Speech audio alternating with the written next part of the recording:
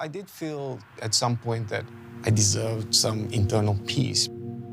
It felt like I had gone through so much already in my life. The aim was just to have a peaceful life.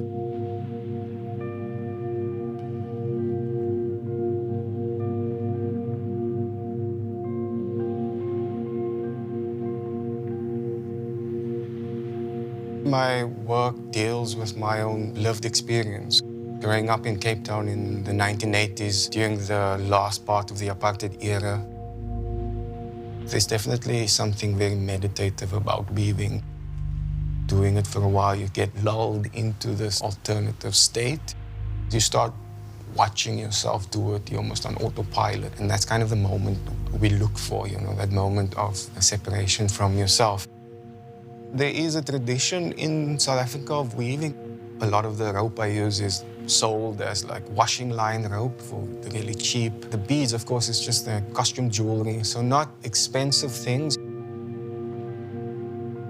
For a while now, I've been looking at these domestic spaces, the community that I grew up in, which is a very working class community. The linoleum floor cover was really representative of that community. That's what most people would use in their entire homes. So what we looked at was the pathway that gets created over time in those domestic spaces, depending on how furniture was placed and how people use that space. I always say that I was almost co-opting their stories, trying to figure out my own story by looking at other people's experiences. The desire line itself is maybe, for me, a step further. So a desire line is an informal pathway that gets created out in an open field, for instance. As people move through, they expose the underlying gravel. We use Google Earth to document desire line that sits between Bonteheuwel, which is a Cape-colored neighborhood where I grew up in, and our neighboring neighborhood was Langa, which is a black community. And so these desire lines became evidence that people do cross over these boundaries that was laid out. They must have been the first people who decided to take this path that others followed. Recently, in last year, I realized that working in an NGO had really informed and enriched my own practice in such a massive way. I wanted to start working with a group of women who just needed some help. And so we approached a refugee center and working with some of the crafters who would typically sell their products to tourists. And with the absence of any tourists during the pandemic, there was no money for them coming in. We created a workshop where we taught the women how to elevate their products. There's a vibrancy, there's always music, there's a lot of dancing. They dance when they're upset, they dance when they are protesting. Unfortunately, they call me father, because they say I pay for food, so that's why they call me father. I grew up in this very difficult environment. There was certainly a lot of conflict within my identity. We ended up being raised by my mom's parents who were Christian, and very religious Christians. But my grandmother loved Islam. Always this in-between situation, which caused a lot of internal conflict. My father was actually quite abusive physically towards my mom, and unfortunately I witnessed that for the first 5 years of my life. Raised in the apartheid era, I was classified as Cape Malay, which meant I was like a second-class citizen, so not white, but at least not black. In my early adulthood, I knew that there was a lot I needed to heal and fix. My grandparents were Nama from the Northern Cape. And when we were younger, they would take us down to where they grew up. I remember a few times on these trips witnessing this rail dance. It was mesmerizing.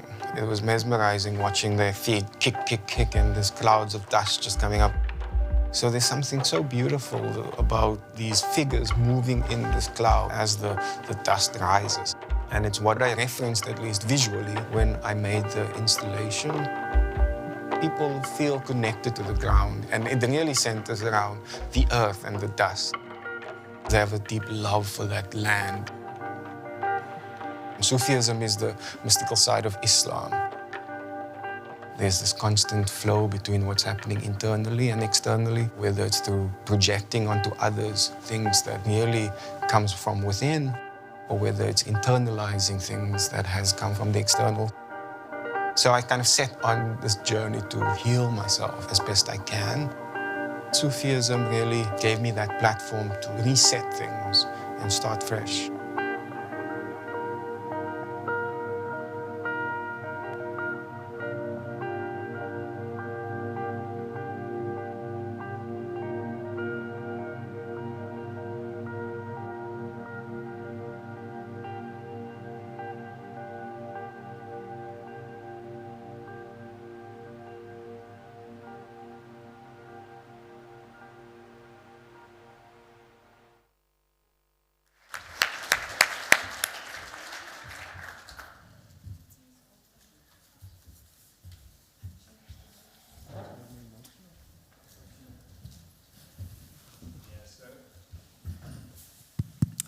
Thanks, Igshaan, for joining us here.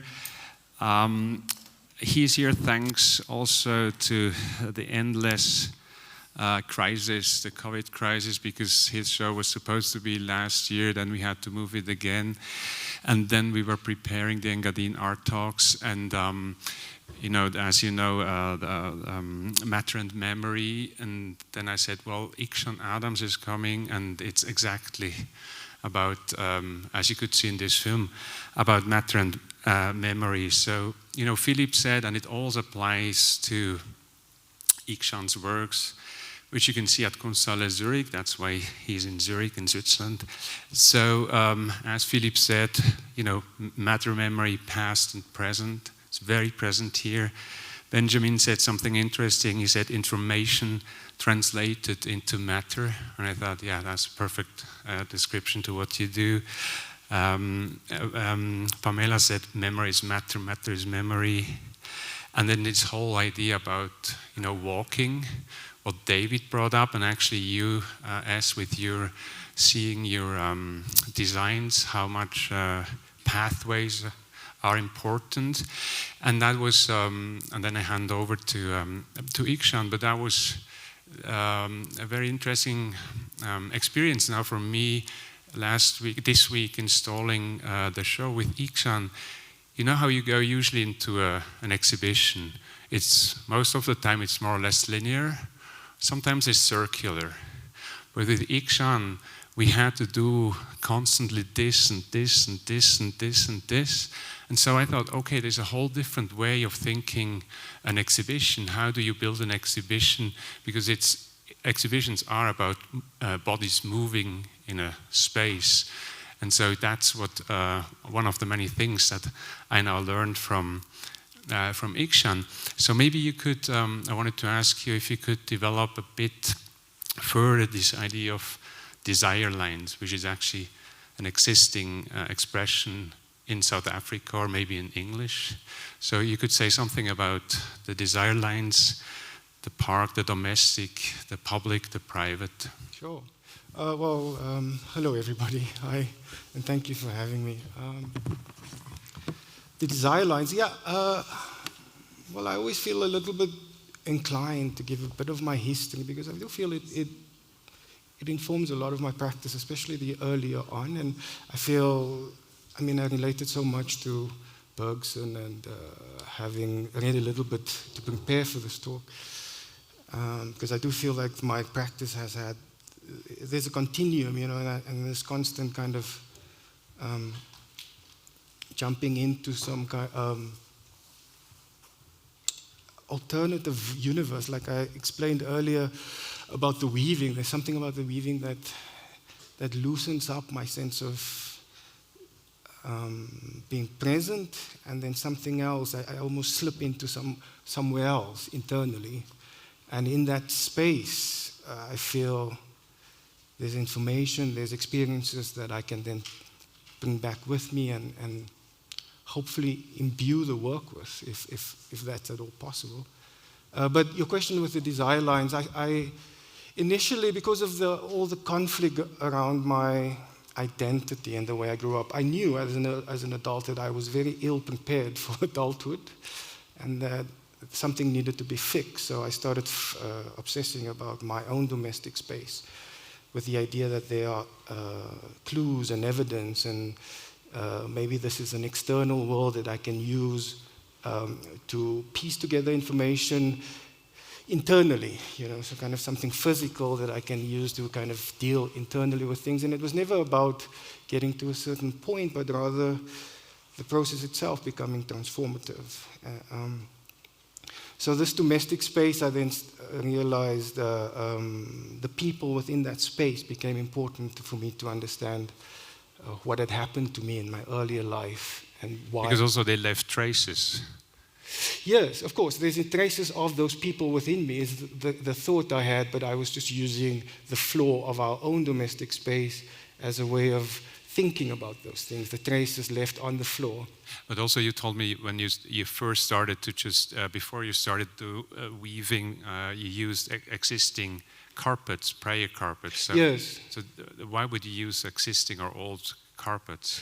Well, again, it's the same thing. The carpets that I used would have been prayer mats that friends and family and community members had used over decades. I'm sure everybody's familiar with how we pray in Islam. So what happens over time, of course, the body leaves an imprint in this prayer rug. And I've made quite a few works based on these rugs. You can visibly see where the feet, where the knees go, and where the hands would rest. And what I found most beautiful is where the head rests. Typically, it has a little circular, dull space at the top of the carpet where the head would rest in prayer. And this is what I was interested in how, the residue, because what we say with prayer is after a long time, it changes you internally, right? The act of prayer is meant to reconstitute the internal world. Because we say in Islam that we are in a state of forgetfulness, and that it is your responsibility, and through effort you can remember who you truly are. But that's not an easy exercise, and through prayer, and through, if you imagine over long periods of time, hopefully that kind of knowing who you truly are versus this facade of this reality. So the prayer rugs, I started, at some point I wanted to unravel the prayer rugs as an act of saying we all have to make our own Islam. So I was going to undo the prayer rugs, make some thread with it, and reweave my own Islam, if that makes sense, my own prayer rug.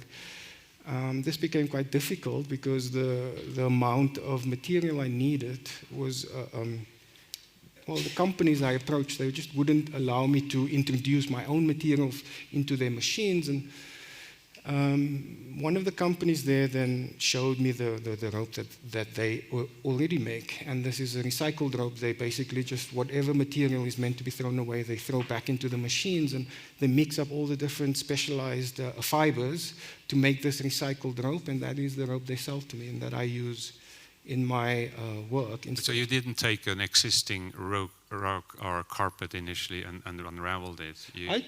There was a few experiments with that myself, yes. Nothing substantial ever came from that. It's still something I probably will do eventually.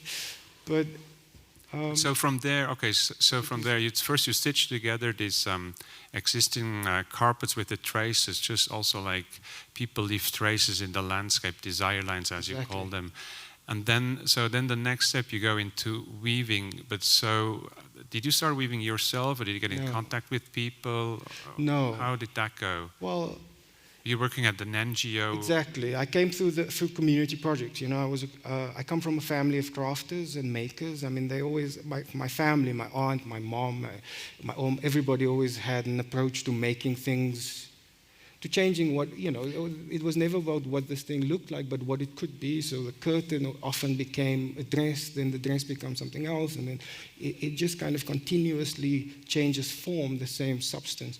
So I had that background and eventually got a job at an NGO in Kailicha, where it was my job to work with the weavers in terms of improving their skills and essentially to help them make the product more sellable. That was my job. Who were the weavers? So, the weavers were mothers. Essentially, the NGO was a child and health nutrition center in the poorest part of Cape Town. It was actually, Desmond Tutu was our patron, and I got to spend a lot of time with him. But the NGO focused on the malnourished kids in Kailicha. But then I think they realized that very early on that they needed to empower the mothers of these kids in order to make sure that the project is sustained.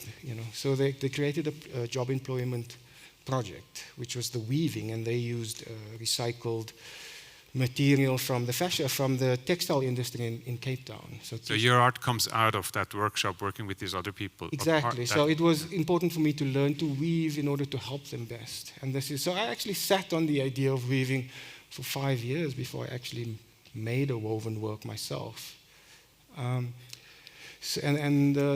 assistants, my two main assistants, are also two of the women that I worked with previously. So in my studio, I would say community and family is probably the two most important aspects that for my practice. So when you weave, other people do the job for you, and they have their own histories. They have maybe come from different traditions. Also, actually, as he told me, speak other languages as you do.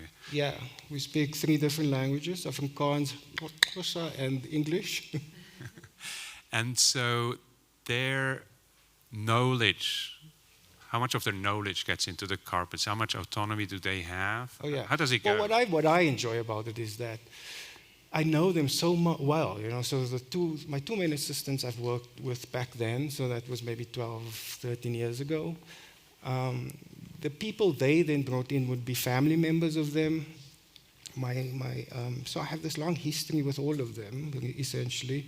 They all came quite early on in my practice. And what I realized very quickly was that their personas, their personalities, the people that they are, shows up in the weaving, just like the handwriting, And so I realized that I could use Pumeza, for instance. Pumeza is... she's been with me longest, and she's a very robust woman. She's got big, strong hands. She grew up in the rural parts of South Africa, so she's an incredibly strong individual, but also in her personality, that strength pushes through very clearly, and that hand then becomes a way for me to also bring out a certain strength in the work, if that's what I want. So Pumeza's sister also works in the studio, Zandi, and Zandi is the opposite of her. She is this gentle soul, And if the work that I aim to achieve has a certain sensitivity or subtlety to it, then it certainly will be Zandi who's running that work. And so that's what I quite enjoy, is that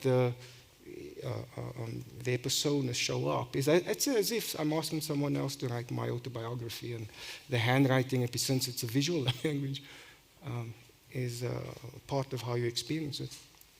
So one thing I've always been fascinated by weaving, I do a little bit, I'm a bit fascinated by textile and carpets. And I think one of the reasons is that weaving brings together, can connect everything, while still leave each element independent. You got a small pearl. If you weave it in, it will build something, a picture with other pearls. Nevertheless, you see each individual pearl. So I thought, and then you're talking about your complicated identity, or your struggle with your identity, or all the ingredients that form Igshaan Adams. Yes. So was weaving like a healing process? Because Absolutely. weaving does bring. Weaving is like thinking. When you think, you can bring everything together. The reality can't do that, but the thinking can. And the weaving, to a certain degree, also can do that, right? Yes. I think that's very easy. I think inevitably what happens with weaving, there's a community that builds around it. I think that's quite. That often is the case. And it's certainly the case in my studio. I mean, I like what you're saying with the individual. That is important. The bead, I think that relates to the Islamic idea. The beads itself, the type of bead I use most commonly is the kind of bead that is used in the tasbih, which is similar to a rosary, and it functions in the same way. It's kind of counting your prayers.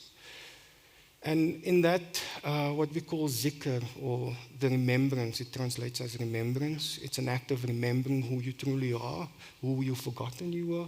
And in that process, we use the tasbih.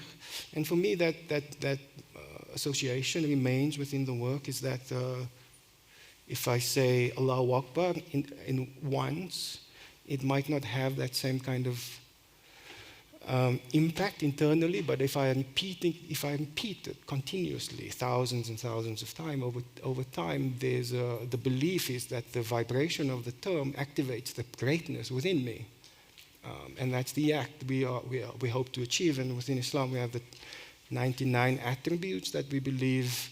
We believe God has these 99 attributes, and as a mirror to Him, those attributes can be conjured up within us, or it's dormant and can be activated. And this is activated through this practice of zikr, or remembrance. And so we use the beads, and that's what it means to me. It's in its individual form, it's maybe insignificant, but collectively it becomes something of beauty, and it even transcends its own, the value too. The materials I use are so cheap, and the idea is always to elevate them in terms of manipulating them into a way that they become more than what they were intended to be. And it has a lot to do with rhythm as well, right? Rhythm. The prayer and the Absolutely. weaving. One last question from my side. So everything, if you come to see the show, you see everything is abstract. And I asked you yesterday this before, and I think maybe I'll ask you again: Is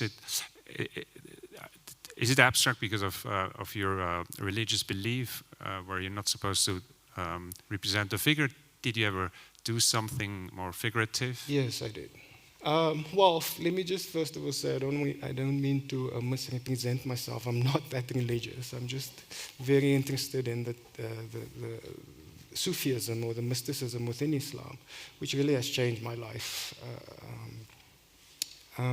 But the abstraction, early on in my career, I was very focused on self-portraiture. So no, the representation will still exist within my work. I mean, in the beginning, with the prayer rugs, I made an installation of a mosque with, again, these prayer rugs that I had kind of collected from family and friends, and I stitched them together, all of them, of course, facing Mecca, the orientation, and then I cut this big snake swimming in it, kind of in the opposite direction of Mecca. And then on the wall would have been a small little embroidery of a fez, the hat, very low down and very humble and in its tones and subtle. And it became about this the confrontation between humility and arrogance. But yeah, no, and then of course I did the one where I made a dog in Mecca. The dog, of course, in Islam is considered impure animal. You don't touch a dog. You certainly don't allow a dog in your house, which is very different to how the Western world, of course, see dogs. But so I made a very beautiful, ornate, full of roses, and then I superimposed him into Mecca, which my father really hated. But he refused to come see the show. Yeah, he wouldn't come to those two shows, which the interesting with my father. I did a performance with him. So I mentioned earlier that my father was this kind of monstrous character in my story. He was quite abusive towards my mom. He was very violent, and he had addiction issues.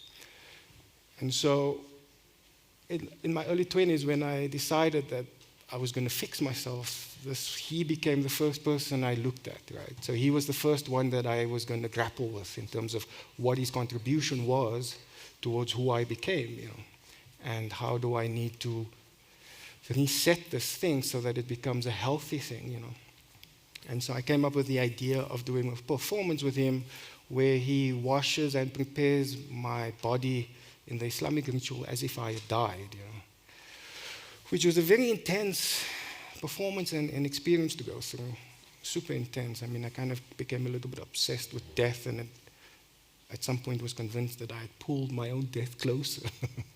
But what was amazing about that experience, that something died, definitely.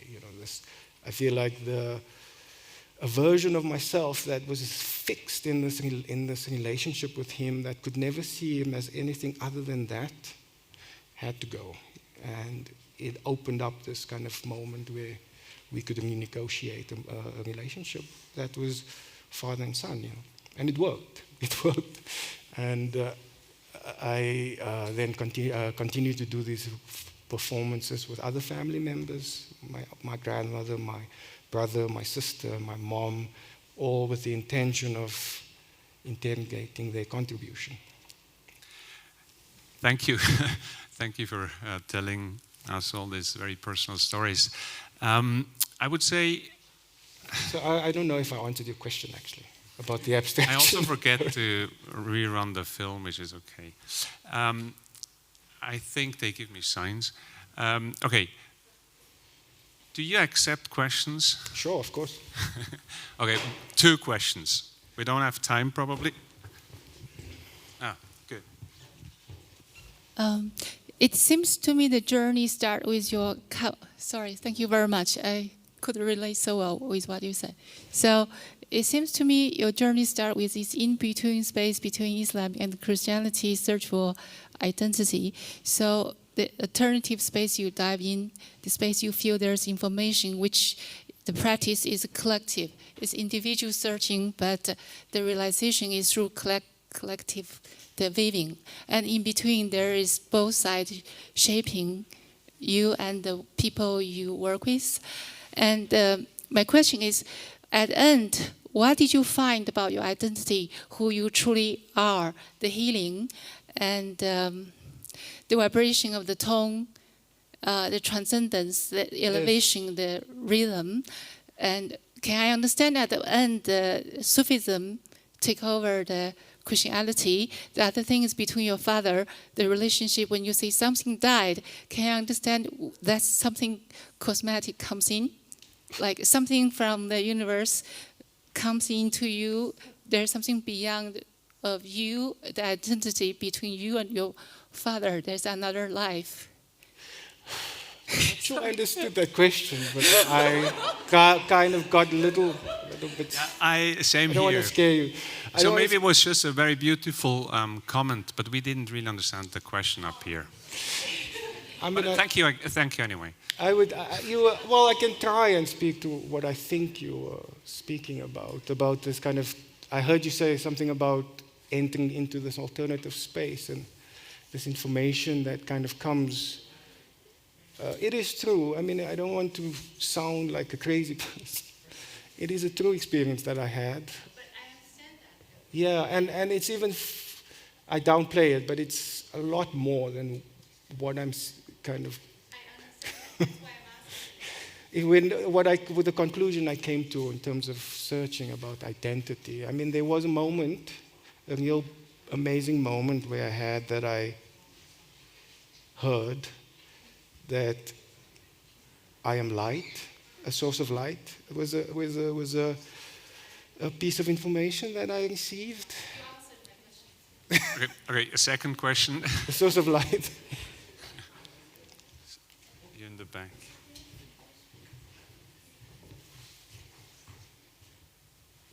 Thank you so much for the fantastic talk. I have a question regarding identity as well. So I found very interesting you were searching for identity in a group of women who were migrants and who I guess were also in the same search as you were. And they give you this role as a father. And due to the relationship to your father, was that I don't know if you could expand, if it was like a kind of, you could took over what your father would have been, like this role that, I don't know. Yes. Do you get my question? Yes. Yeah. I always think that I recognize now people I know, and certainly people in my studio who grow up without a father or have that figure absent. There's an absence. There's a real thing they grapple with. And I feel like I was able to give myself that in this process. I don't know if that makes sense, but there was a moment where that space was filled. And I always describe it as the first time I could feel the ground under my feet. I could feel the connection between my feet and the ground for the first time in that moment. I get emotional, but it's real. Maybe. We're behind schedule. As you can see with Igshaan, you can Just we're talking for hours already all the week. It's endless interesting discussions. Catch him on the way out for the coffee break if you want to know more. When should we be back? In 5 minutes, right? Okay, 10 minutes after 5 you have to be back in here, right? And thanks, and a big applause for Igshaan, please. Thank you.